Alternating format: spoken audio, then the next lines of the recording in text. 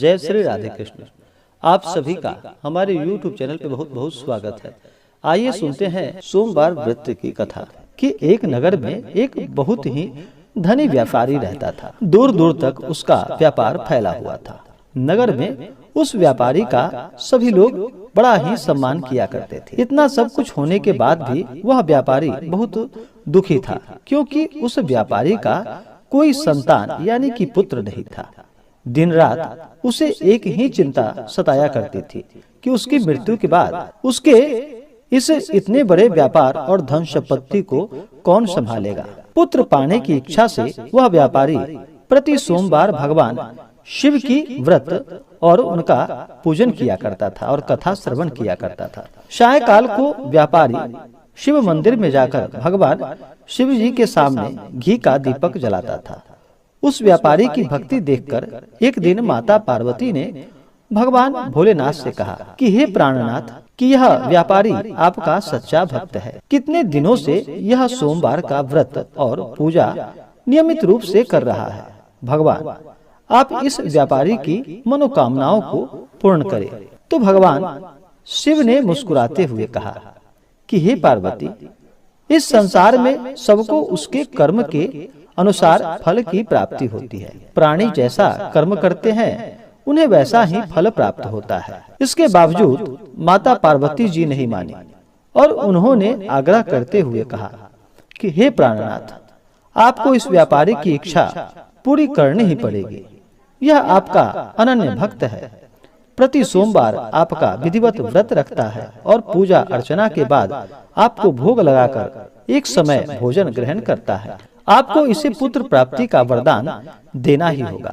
माता पार्वती का इतना आग्रह देखकर भगवान शिव ने कहा कि तुम्हारे आग्रह पर मैं इस व्यापारी को पुत्र प्राप्ति का वरदान देता हूँ, लेकिन इसका पुत्र 16 वर्ष से अधिक जीवित नहीं रहेगा। उसी रात भगवान शिव ने उस व्यापारी को स्वप्न में दर्शन देकर उसे पुत्र प्राप्ति का वरदान दे दिया और उसके पुत्र के 16 वर्ष तक जीवित रहने की बात भी बताई। भगवान के वरदान से व्यापारी को खुशी तो बहुत हुई, लेकिन पुत्र की अल्प आयु की चिंता ने उस खुशी को समाप्त कर दिया। व्यापारी पहले की तरह सोमवार का विधिवत व्रत करता रहा।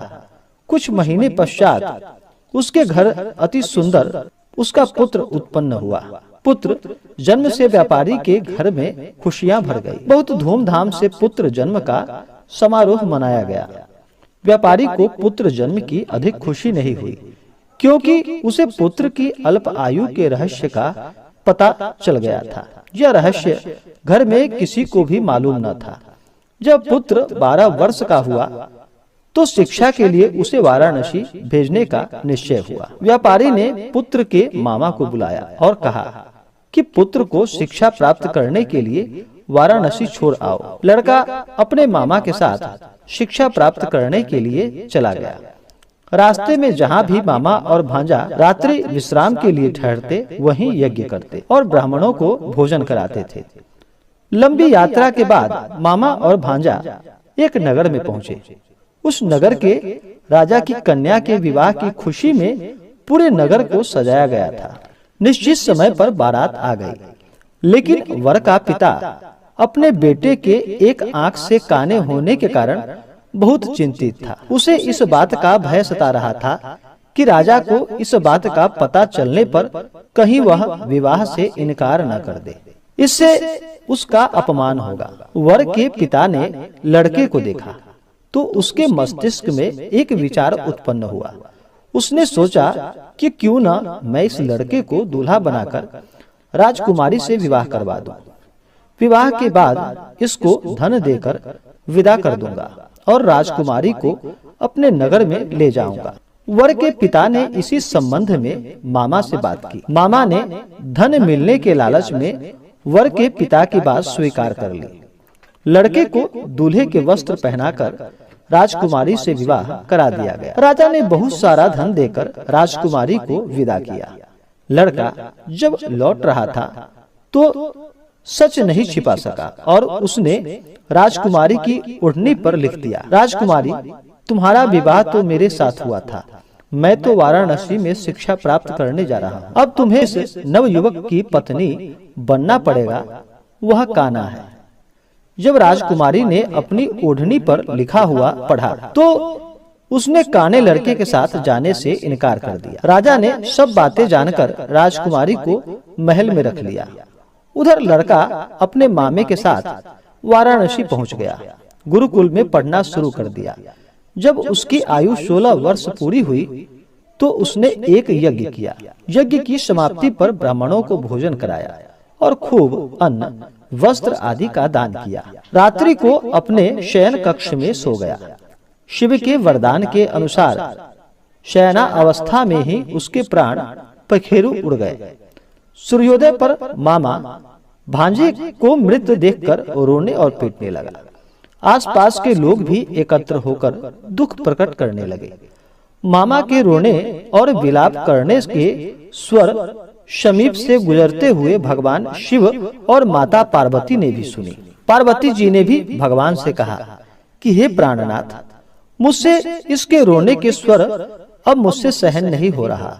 आप इस व्यक्ति के कष्ट अवश्य दूर कर दें। भगवान शिव ने पार्वती जी के साथ अदृश्य रूप में समीप जाकर देखा तो पार्वती जी बोली कि हे पार्वती, यह तो उसी व्यापारी का पुत्र है। मैंने इसे 16 वर्ष की आयु का वरदान ही दिया था। इसकी आयु तो पूरी हो चुकी है।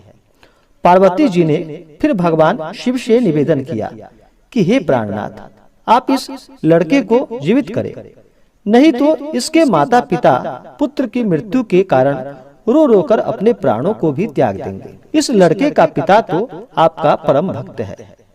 वर्षों से सोमवार का व्रत करते हुए आपको भोग लगा रहा है। पार्वती के आग्रह पर भगवान शिव ने लड़के को जीवित होने का वरदान दे दिया और कुछ ही पल में वह जीवित होकर उठ बैठा। शिक्षा समाप्त करके लड़का अपने मामा के साथ अपने नगर की ओर चल दिया। दोनों चलते हुए उसी नगर में पहुंचे जहां उसका विवाह संपन्न हुआ था। उस नगर में भी यज्ञ का आयोजन किया। समीप से गुजरते हुए नगर के राजा ने यज्ञ का आयोजन देखा। राजा ने उसको तुरंत पहचान लिया। यज्ञ समाप्त होने पर राजा मामा भांजा को महल में ले गया और कुछ ही दिन उन्हें महल में रखकर बहुत सा धन देकर, वस्त्र देकर राजकुमारी के साथ विदा किया। रास्ते में सुरक्षा के लिए राजा ने बहुत से सैनिकों को भेजा। नगर में पहुंचते ही एक दूत को घर भेजकर अपने आगमन की सूचना भेजी। अपने बेटे को जीवित वापस लौटने की सूचना से व्यापारी बहुत प्रसन्न हुआ।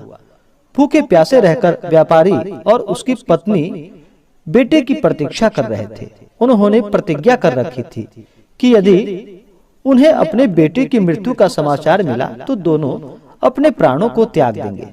व्यापारी अपनी पत्नी और मित्रों के साथ नगर के द्वार पहुंचा।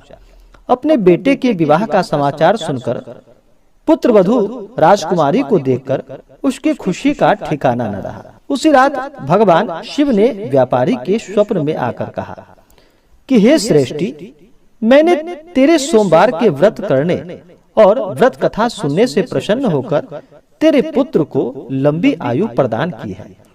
व्यापारी बहुत प्रसन्न हुआ। सोमवार का व्रत करने से व्यापारी के घर में खुशियां लौट आई।